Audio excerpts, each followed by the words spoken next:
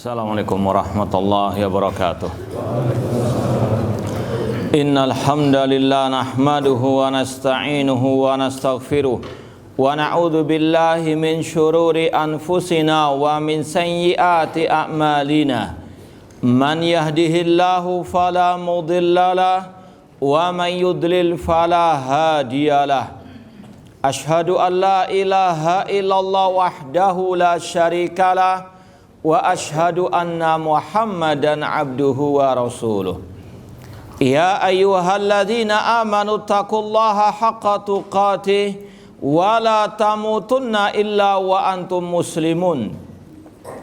Ya ayyuhan nasu taqu rabbakum alladzi khalaqakum min nafsin wahidah wa khalaqa minha zawjaha wa batha minhuma rijalan katsiran wa nisaa'a wattaqullaha alladzi tasaaluna bihi wal arham innallaha kana 'alaikum raqiba.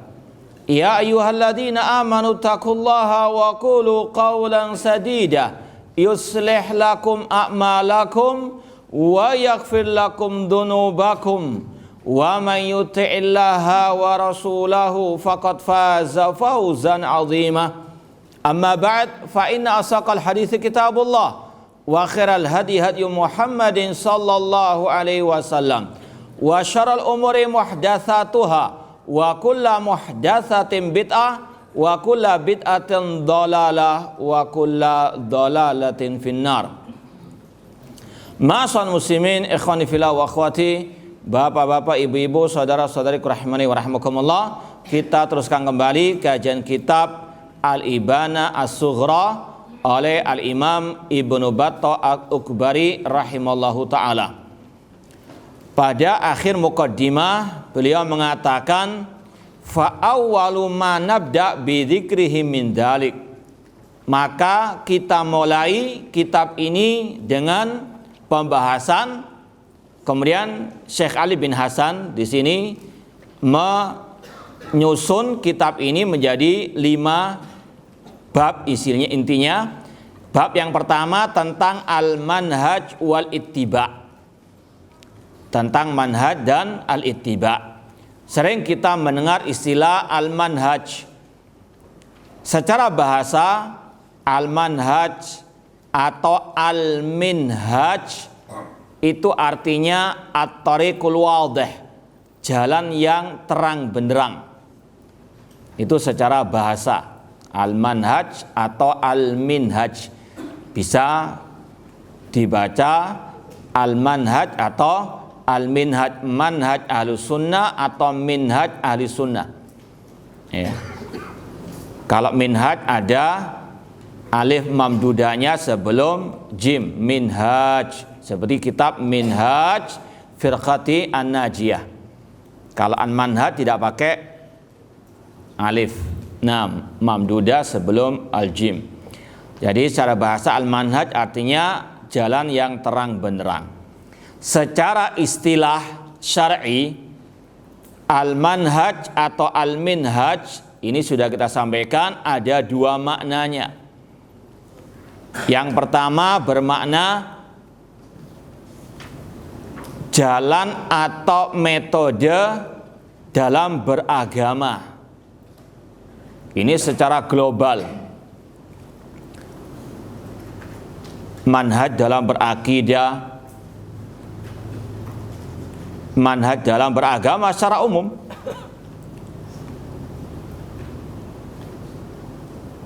Dan memang ini yang diinginkan oleh Al-Imam Ibnu Battah Al-Ukbari, manhaj beragama secara umum. Bagaimana seorang muslim itu bermanhaj dalam beragama, yaitu mengikuti Al-Quran dan Sunnah dengan pemahaman para as-salafus saleh. Manhaj kita salafi, apa itu? Yaitu mengikuti manhaj jalannya para salaf terdahulu, para sahabat tabi'in dan tabi'u at-tabi'in. Ini manhaj secara umum. Yang kedua, manhaj secara khusus. yaitu metode dalam berdakwah.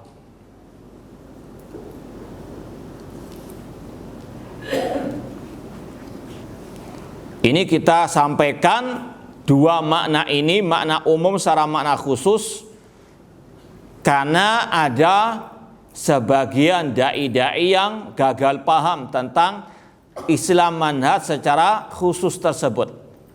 Ketika kita membahas manhaj secara khusus, dinyinyiri seolah-olah kita melihat katanya seperti mata kuda, hanya melihat dari satu sisi saja.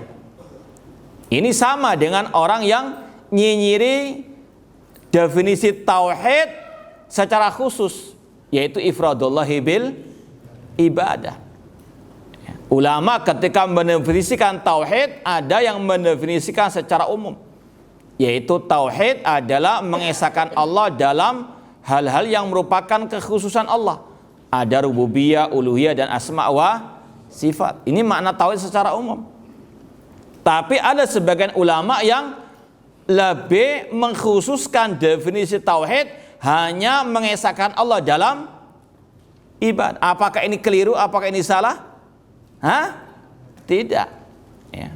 Kenapa kok dikhususkan? Karena memang inilah puncaknya tauhid. Tauhid apa? Al-uluhiyah. Bukan menafikan rububiyah, bukan menafikan apa? Asma wa sifat. Seperti yang dilakukan oleh Syekhul Islam Muhammad bin Abdul Wahhab dalam kitab Al-Usulul Tsalasah. Ketika dibahas masalah apa itu tauhid, beliau mengatakan ifradullahi bil ibadah. Apakah beliau menafikan tauhid rububiyah dan asma wa sifat? Apakah begitu? Tidak. Yang memahami seperti itu, ini orang yang gagal paham. Na'udzubillah min dzalik. Maka sama dengan istilah manhaj. Manhaj ada secara umum, tapi terkadang ulama mengkhususkan manhaj dalam berdakwah.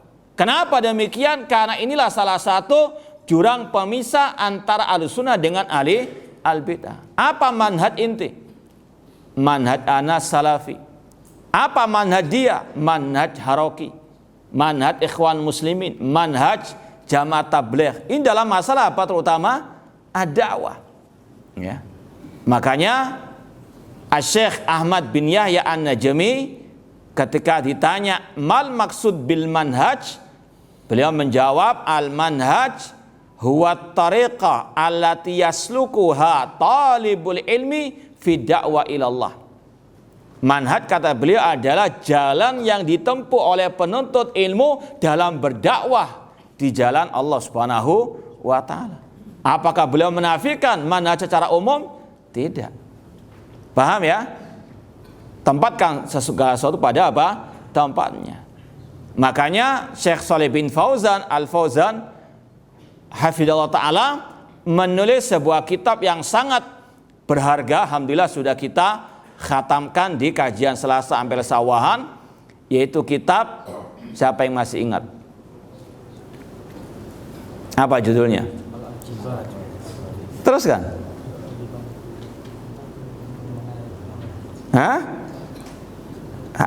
Judulnya saja lupa sudah, apalagi isinya. Al-ajwibatu al-mufidah an as'ilati al-manahij al-jadidah. Al-ajwibah al-mufidah, jawaban-jawaban yang bermanfaat tentang soal-soal, pertanyaan-pertanyaan seputar al-manhaj, ya, metode yang baru. Yang beliau maksud di situ manhaj apa? Ad-dakwah. Karena memang isinya berkaitan dengan masalah dakwah, membantah kelompok ikhwan muslimin, membantah kelompok jamaah tabligh, kelompok teroris dan seterusnya. Ya. Ini bukan berarti beliau menafikan manhaj secara umum. Ya, ini beliau khususkan buku yang berjudul Al-Ajwibatul Mufidah an as'ilati al-manahij al-jadidah. Jawaban-jawaban berharga seputar pertanyaan tentang manhaj yang baru. Manhaj apa? Manhaj dakwah. Ya. Demikian pula tadi Syekh Ahmad bin Yahya An-Najmi punya kitab mirip dengan kitabnya Syekh Shalih bin Fauzan, judulnya Al-Fatawa Al-Jaliyah an Al-Manahij Ad-Da'awiyah. Fatwa-fatwa yang terang benderang yang berkaitan dengan manhaj-manhaj dakwah. Beliau itu khususkan manhaj dalam masa apa? Dakwah. Ya, mangga sungguh jahil yang nyinyiri istilah manhaj secara khusus ini, ya. Jadi sekali lagi, ini makna al-manhaj.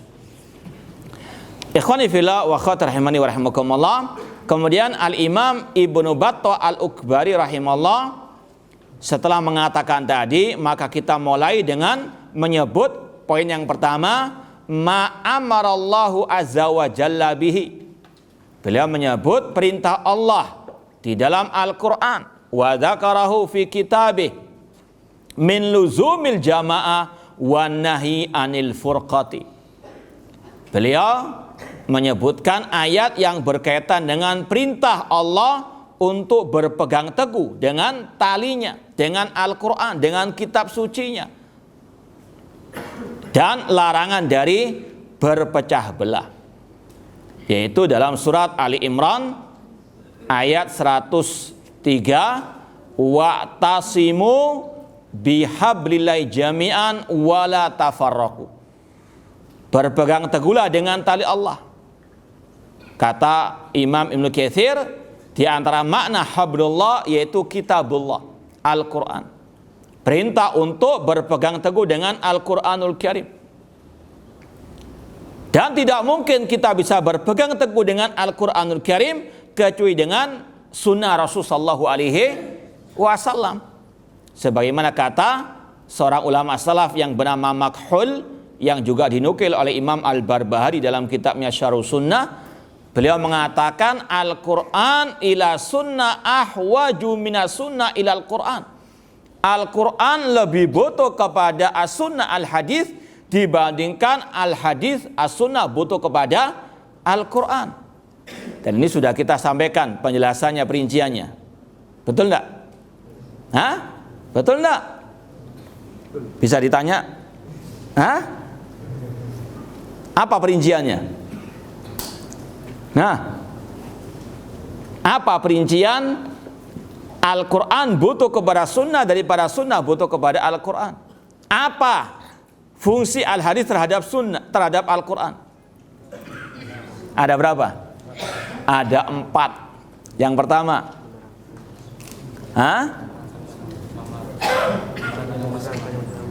menerangkan yang masih, ya? Jawabannya masih samar-samar. Menerangkan yang belum jelas, jelaskan. Itu ada 4 poinnya itu. Ya, 1A, 1B, 1C, 1D. Nah, itu poin berikutnya. Sekarang poin yang pertama, menjelaskan yang belum jelas di dalam Al-Quran. Nah, anak kira sudah, wah, masya Allah rebutan menjawab, nggak taunya. 6. Yang pertama, menjelaskan yang belum jelas di dalam Al-Quran. Ada 4 perinciannya. 1A, 6.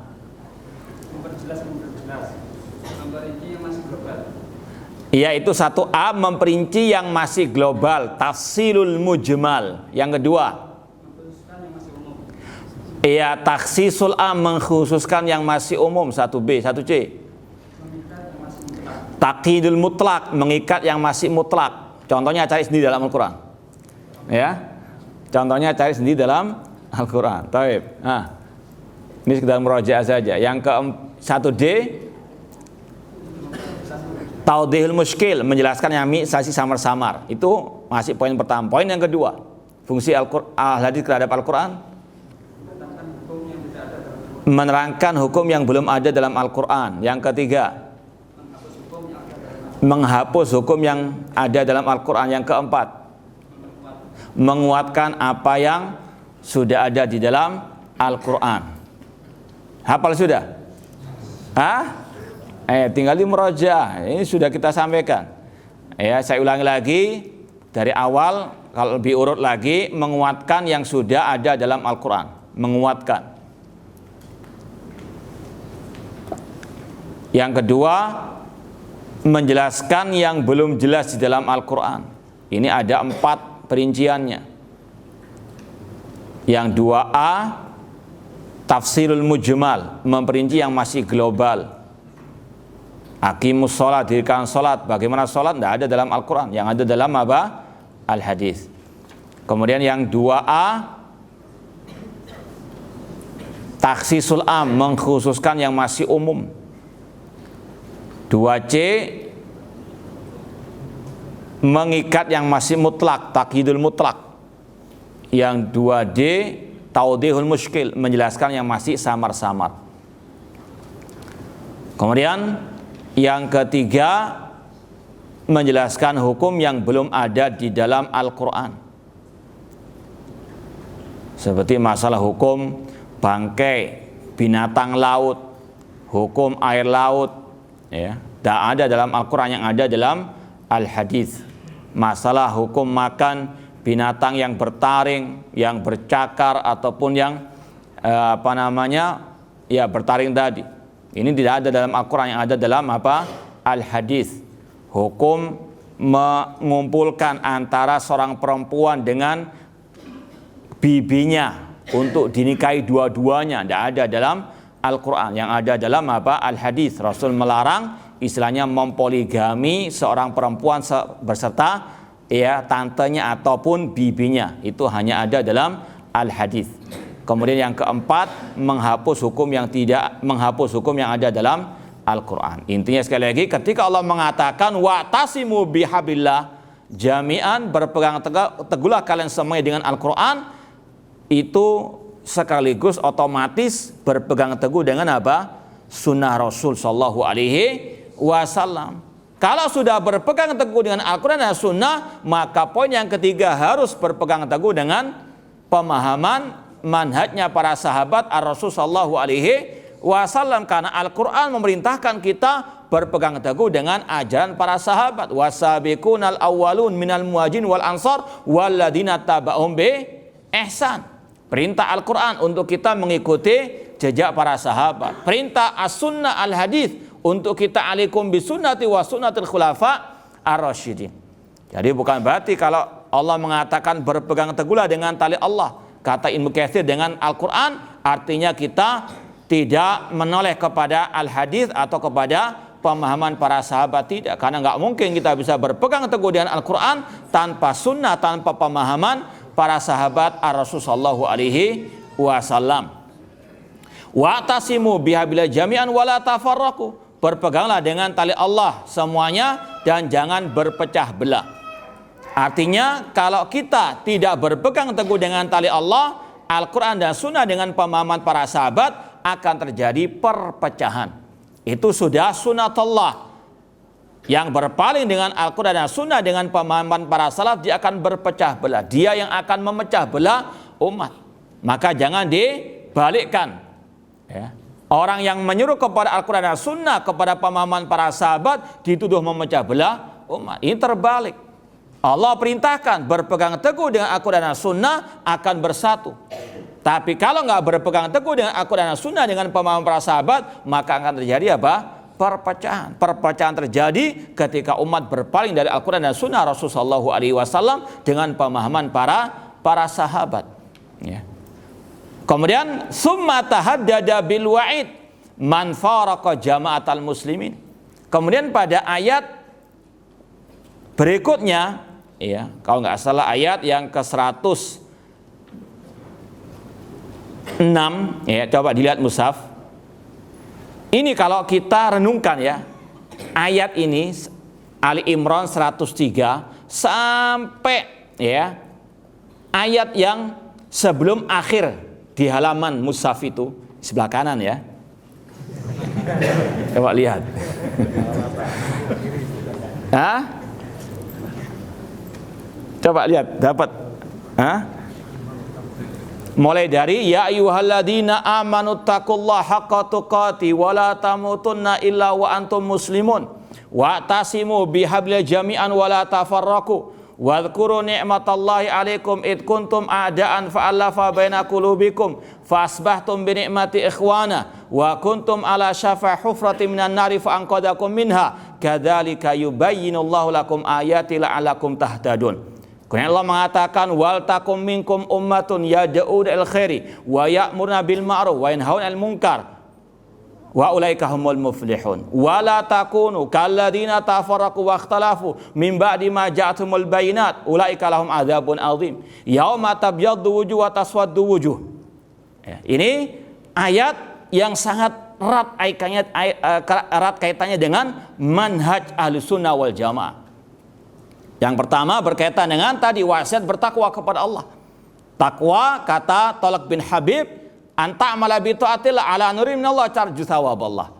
Engkau melaksanakan ketaatan kepada Allah di atas cahaya Allah, di atas dalil dari Al-Quran dan Sunnah Rasulullah SAW mengharapkan pahala dari Allah. Takwa adalah antatruka maksiat Allah ala nurin minallah takhafu iqaballah. Meninggalkan maksiat kepada Allah di atas dalil dari Al-Quran dan Sunnah dalam rangka takut azab Allah. Ini manhaj Ahlussunnah wal Jamaah. Dalil, kemudian raja wal khauf, ya.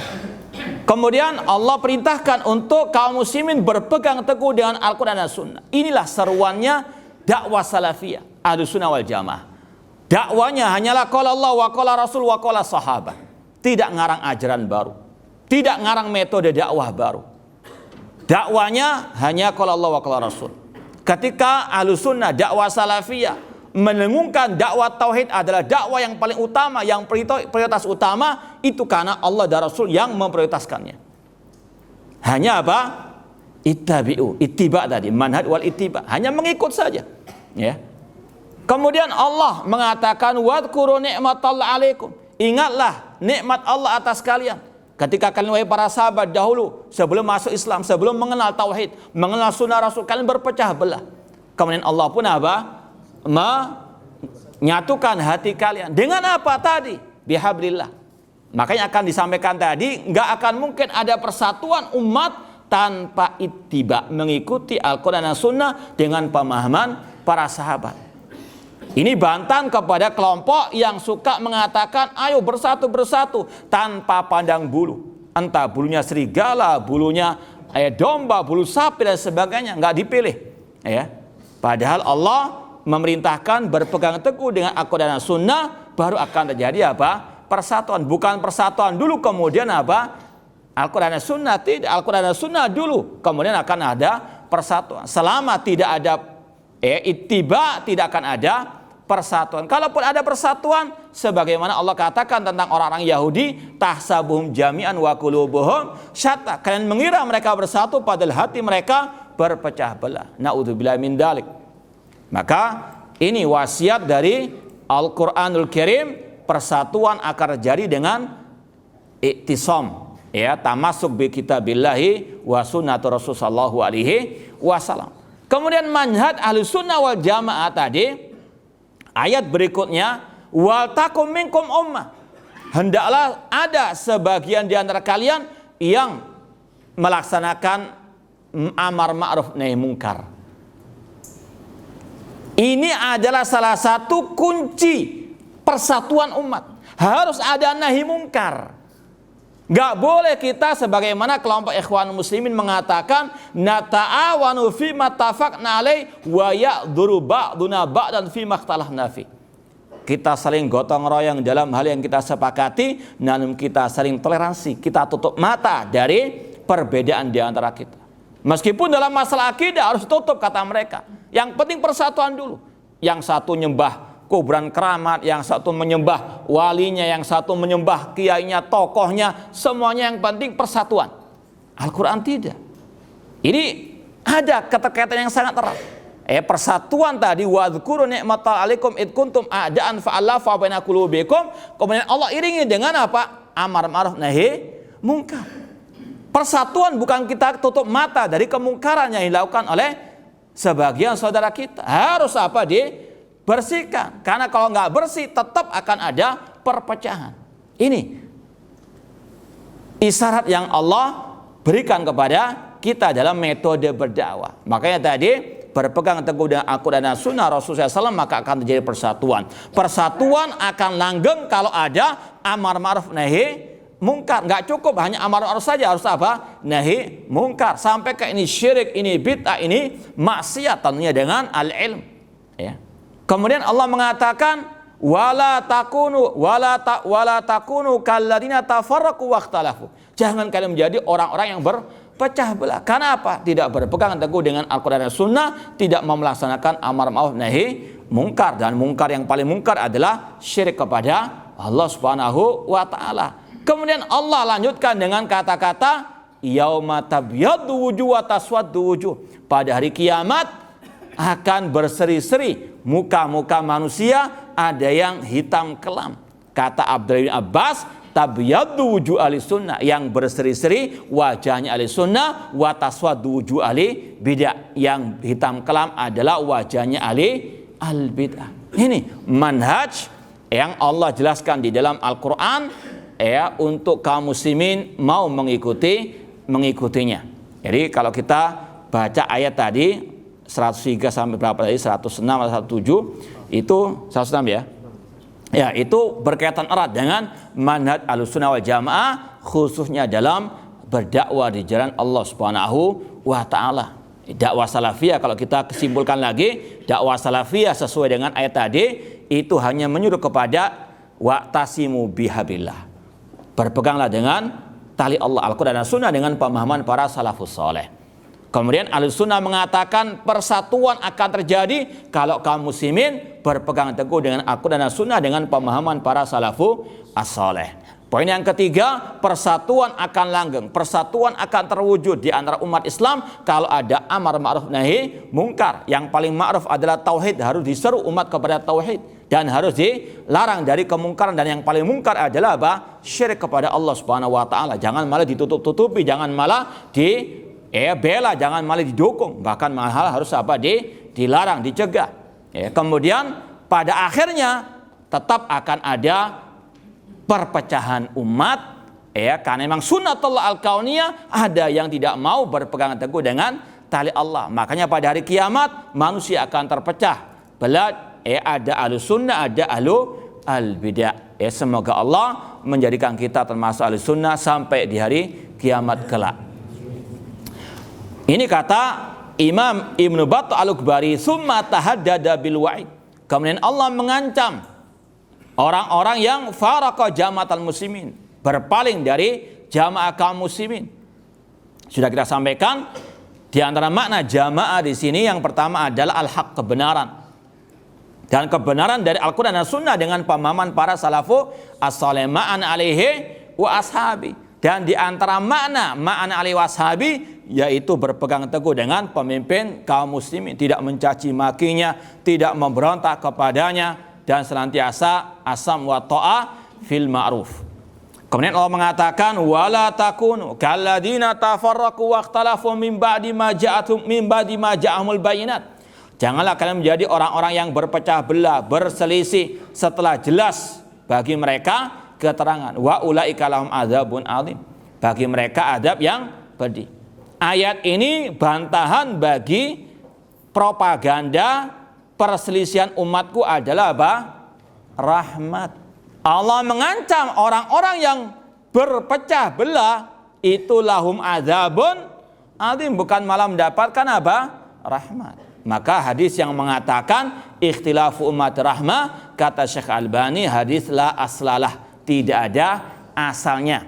Bukan suatu hadis Rasulullah SAW yang sahih, itu hadis yang dikarang-karang. Apalagi secara sanad jalan periwayatannya, kata Syekh Albani, tidak ada asalnya. Secara maknanya menentang ayat wa ulaika lahum adzabun azim. Orang yang berpecah belah, yang berselisih dalam urusan agama mereka mendapatkan azab yang pedih. Yang memecah belah siapa?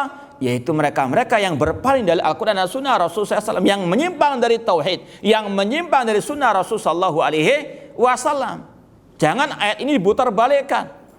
Yang menyuruh kepada tauhid, yang menyuruh kepada sunnah, dikatakan jangan memecah belah. Ini sekali lagi terbalik.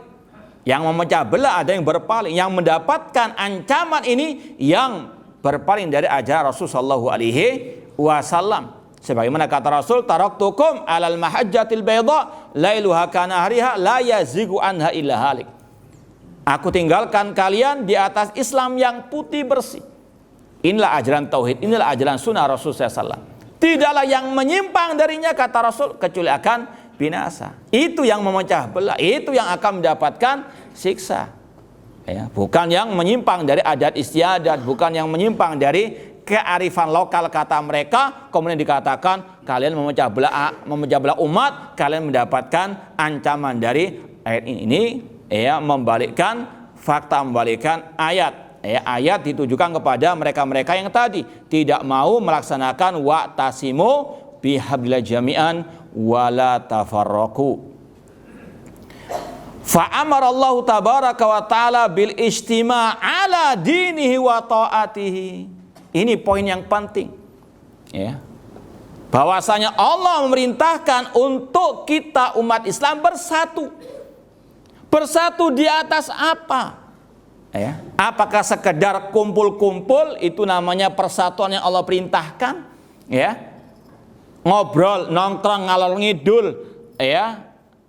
Apalagi tambah ghibah, tambah namimah, naudzubillah min dzalik, itu dinamakan persatuan. Yang diinginkan oleh Allah dan Rasulnya tidak. Namun kata Allah, fa'amarallahu tabaraka wa ta'ala bil istima' ala dini. Allah memerintahkan kita untuk bersatu di atas agamanya, wa ta'ati, di atas ketaatan kepadanya. Ya. Yaitu melaksanakan perintah Allah. Apa perintah Allah yang paling agung? Yaitu tauhid. Ini yang harus kita pahami. Bukan sekedar kumpul-kumpul, bukan sekedar bersatu. Apalah artinya bersatu kalau berbeda akidah, berbeda manhaj? Nggak akan mungkin ada persatuan yang hakiki. Ya, makanya para ulama Ahlussunnah, terutama di abad ini, mereka menfatwakan haram untuk kita bersatu dengan kelompok-kelompok dakwah yang menyimpang. Karena tidak akan mungkin ada persatuan. Tidak mereka akan menikam dari belakang, dan itu sudah banyak terjadi. Ya, yang aku Ahlussunnah saja suka menikam dari belakang, apalagi yang ahli al-bidah. Ya. Contoh kejadian di Kunar, Afghanistan. Ketika perang antara Uni Soviet dengan kaum muslimin di Afghanistan. Salah satu ulama al-mujahid di Kunar di Afghanistan itu bernama Syekh Jamil Rahman. Ya. Beliau di antara yang melopori jihad melawan Uni Soviet. Tapi ketika muncul banyak kelompok-kelompok yang menyimpang dari Ahlussunnah wal Jamaah, apa yang terjadi? Beliau malah yang dibunuh oleh orang-orang kelompok Harokah. Naudzubillah min dzalik.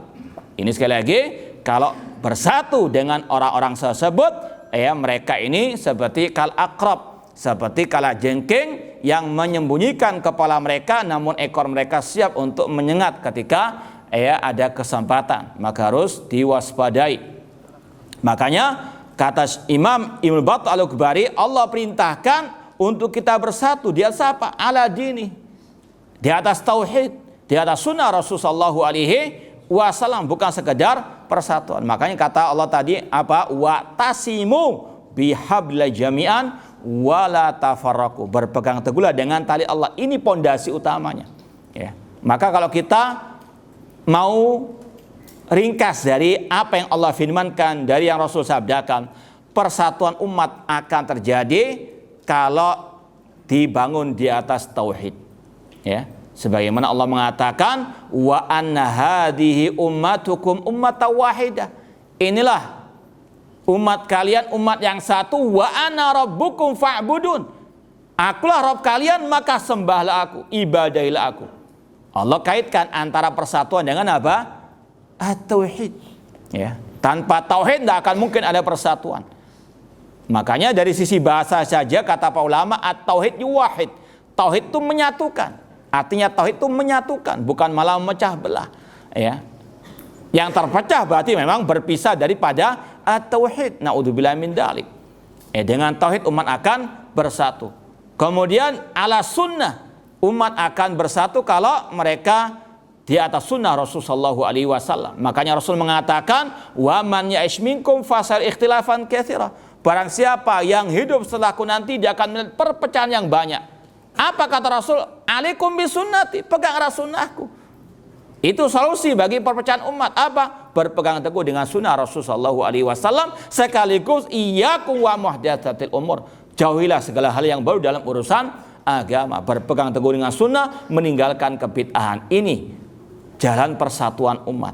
Kemudian yang ketiga, umat akan bersatu kalau umat tadi melaksanakan amar ma'ruf nahi mungkar, bukan malah dibiarkan. Seperti ya, kalau kita sekarang lagi rame virus corona, kalau virus corona dibiarkan akan terus menggerogoti umat. Maka siapa dicegah? Masa dibiarkan begitu saja? Demikian pula kalau ada kesyirikan, kebid'ahan di tengah-tengah umat, kalau dibiarkan akan menghancurkan persatuan umat. Habis sudah. Masya Allah. Ya sudah, takdirnya sudah. Allahu ta'ala alam. Aku qali hadza wa akhiru da'wana anil hamdulillahi rabbil alamin. Wassalamualaikum warahmatullahi wabarakatuh.